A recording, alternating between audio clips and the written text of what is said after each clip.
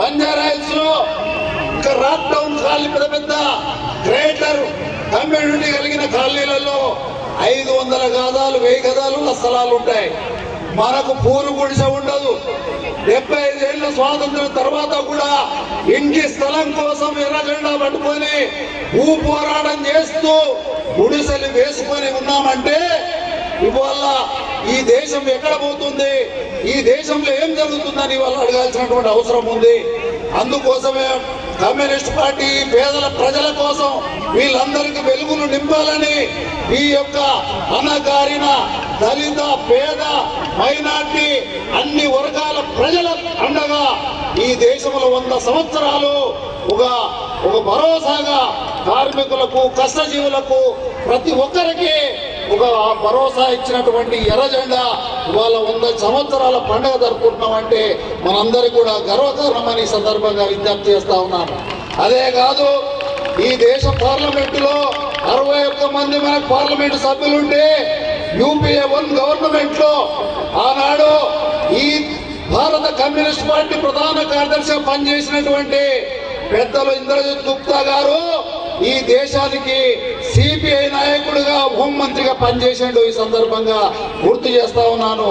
వ్యవసాయ శాఖ మంత్రిగా చంద్రానంద మిశ్రా గారు పనిచేసినారు. ఈ దేశంలో అనేక మరి ప్రజల సమస్యల మీద అనేక చట్టాలు పేదల గురించి తీసుకొచ్చినటువంటి కమ్యూనిస్ట్ పార్టీ ఈ దేశంలో చరిత్ర ఉంది. ఇవాళ కమ్యూనిస్టులు ఎక్కడున్నారు, ఈ దేశంలో కనుమరుగైపోయినారు, అసలు లేనే లేదు అనేటువంటి వాళ్లకు మనమే సాక్ష్యం, మనమే మరి వాళ్ళందరూ గుణపాఠం చెప్పేటువంటి పరిస్థితి వల్ల మనందరే సాక్ష్యం అని తెలియజేస్తా ఉన్నాను. అదే కాదు ఇవాళ 18-20 ఏళ్ల నుంచి కేరళ గవర్నమెంట్ ఉంది, 32 సంవత్సరాలు పశ్చిమ బెంగాల్ గవర్నమెంట్ నడిపింది, అదేవిధంగా త్రిపురలో గవర్నమెంట్ నడిపింది, అదేవిధంగా యూపీఏ 1 గవర్నమెంట్ లో పనికి ఆహార పథకాన్ని గ్రామాలలో పనికి ఆహార పథకం అంటే గ్రామీణ మహాత్మా గాంధీ గ్రామీణ ఉపాధి హామీ పథకాన్ని పార్లమెంటులో బిల్లు చేసి తీసుకొచ్చినటువంటి ఘన చరిత్ర ఈ సిపిఐకి దక్కిందని సందర్భం గుర్తు చేస్తా ఉన్నాను. అదే కాదు ఆర్టీఐ చట్టాన్ని కూడా ఈ దేశంలో మొదటిసారిగా ఆర్టీఐ జవాబుదారి అడిగేటువంటి ఒక చట్టాన్ని ఈ సిపిఐ తీసుకొచ్చింది. అదే కాదు భూ సంస్కరణ చట్టాన్ని తెచ్చింది. ఈ 100 సంవత్సరాలలో ఈ దేశంలో 1000 ఎకరాలున్న భూస్వాముల పట్ల ఒక ఊర్లో 4-5 భూస్వాములే ఆ ఊరు మొత్తం శాసించేటువంటి పరిస్థితులు ఉంటే 1000 ఎకరాలు ఉన్నటువంటి భూస్వాముల కింద మనం నాగళ్ళు దున్నాలి, కుప్ప కొట్టాలి, వరిచేలు చేయాలి, కూలి పనులు చేయాలి తప్ప మా భూమి మేము దున్నుకునే రైతులుగా మనం ఉండడానికి లేనటువంటి పరిస్థితులలో భూములు పంచాలని కొట్లాడింది, పేదల చేతుల భూములు ఉండాలని కొట్లాడింది, భూములు ఇప్పించింది, తెలంగాణలో 10 లక్షల ఎకరాల భూములు పంచిందని ఈ సందర్భంగా నేను విజ్ఞప్తి చేస్తా ఉన్నాను. మరి భూ సంస్కరణ చట్టు తెచ్చి 54 ఎకరాల కంటే 1 సెంటు కూడా ఎక్కువ ఉండడానికి ఊలేదని కమ్యూనిస్ట్ పార్టీ పోరాటాల ఫలితంగా ఈ దేశంలో భూ సంస్కరణలు అమలు జరిగినాయని సందర్భంగా మనవి చేస్తా ఉన్నాం.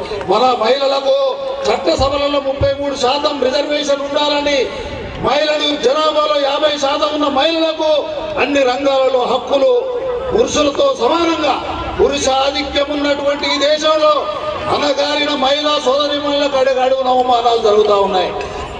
అది అడుగుతున్నా ఇవాళ ఎక్కడ ఏ అన్యాయం జరుగుతుందో తెలియదు. ఇవాళ స్వాతంత్ర దేశంలో మహాత్మా గాంధీ సందర్భంలో ఈ దేశంలో స్వతంత్ర భారతదేశంలో మహిళలు అర్ధరాత్రి తమ పనులు తను సొంతంగా చేసుకుని సురక్షితంగా తమ ఇల్లు చేరుకున్నప్పుడే నిజమైన స్వాతంత్రం ఈ భారతదేశానికి అని మహాత్మా గాంధీ చెప్పినాడు.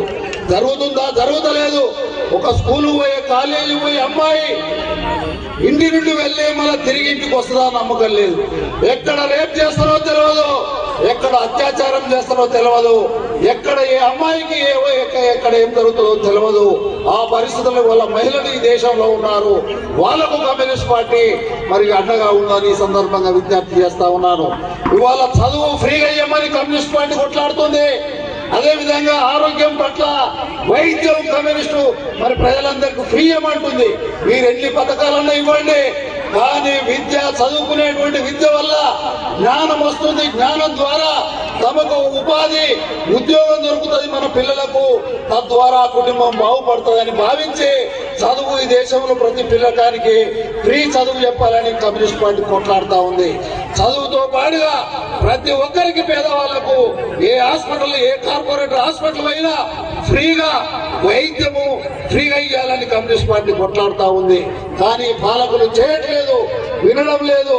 కావున ఏదైనా సమాజం జరగాలంటే ఈ దేశ స్వాతంత్ర ఫలాలు ప్రతి పేదవాడికి అందాలంటే అది ఎర్ర జెండా రాజ్యం రావాల్సిందే, ఎర్రకోటపై ఎర్ర జెండా ఎగరాల్సిందే, మనందరి సమస్యల పరిష్కారం కావాల్సిందే. ఎన్నడో ఓ రోజు జరుగుతుంది. ఇప్పటిదాకా మల్లా వెంకరెడ్డి గారు చెప్పారు, పక్కనే శ్రీలంకల ఎక్కడుంది కమ్యూనిస్ట్ పార్టీ అన్న వాళ్లకు ఇవాళ 3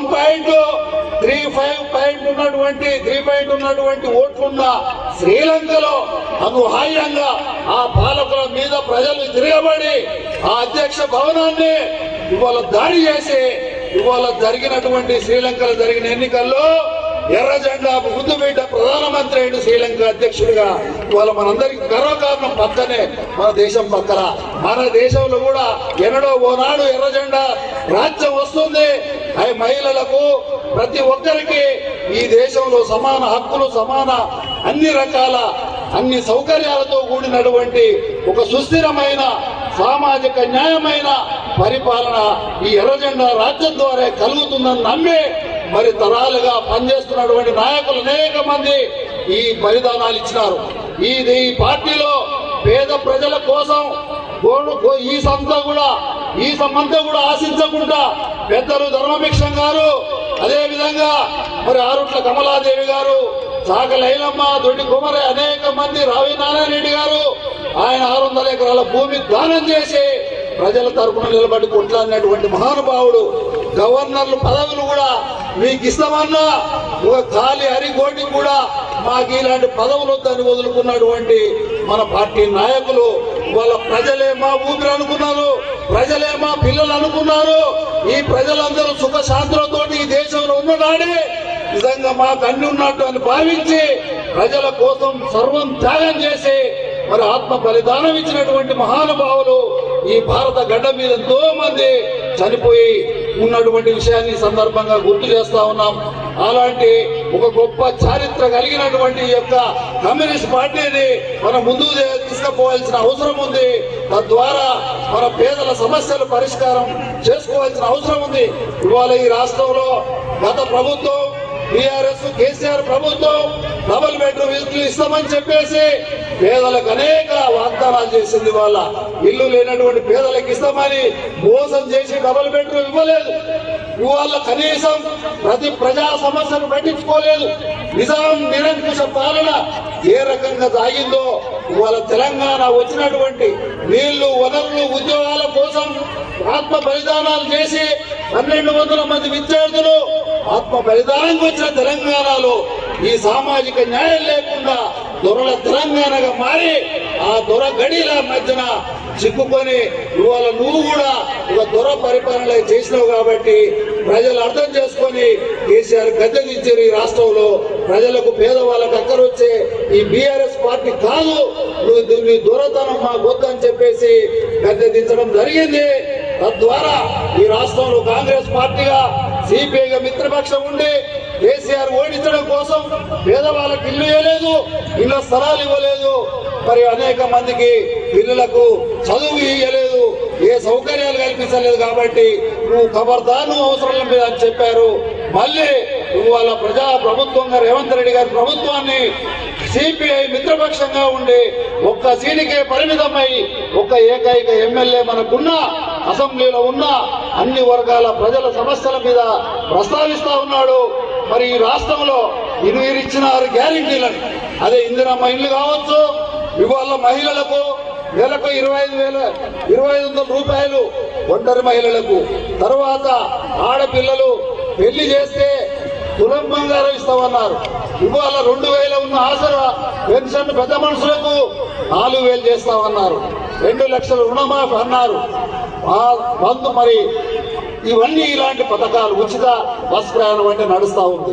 ఇందిరమ్మ ఇల్లు అన్నారు, ఎస్సీలు అయితే 6 లక్షలు అన్నారు, బీసీలు అయితే 5 లక్షల ఇల్లు కట్టిసి ఇస్తామన్నారు.